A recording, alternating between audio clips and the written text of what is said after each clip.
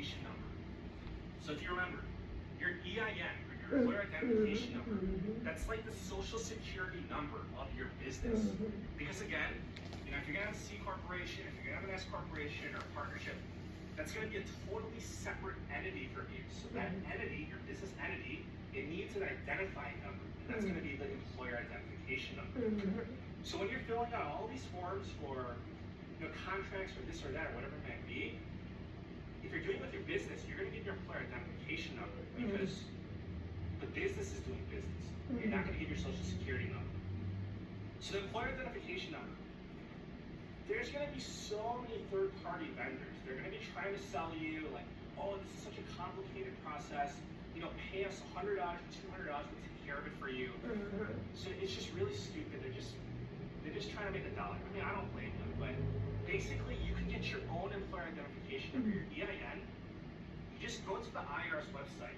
It's free, it's instant, it's so straightforward.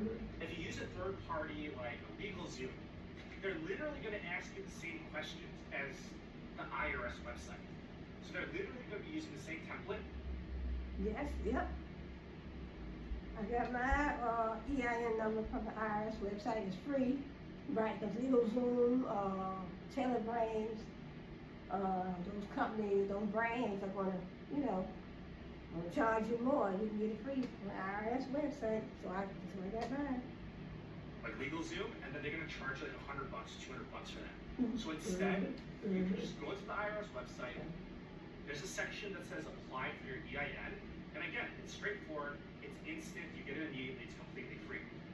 You go IRS.GOV, just Google, I mean, you could Google apply for EIN IRS, and then that should be the first search, you know, results. Make sure it's IRS.GOV. You don't want to be going to, you know, different sites. Yeah. And then you can just accomplish that, get your EIN on the IRS website. Make it a habit. A 10-minute AI routine every morning. You'll be unrecognizable.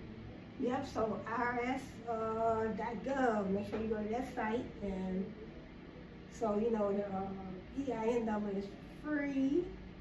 So, in other words, when you, like you said, you're doing business, and now the IRS want their money. So, you know, they want their money, you know, so, like you said, it's not, you know, it's sort of like your social security number, but it's a number, it's a social security number for your business. So IRS.gov, make sure you go to that site. The next step, so step number 5, is going to be opening up a bank account.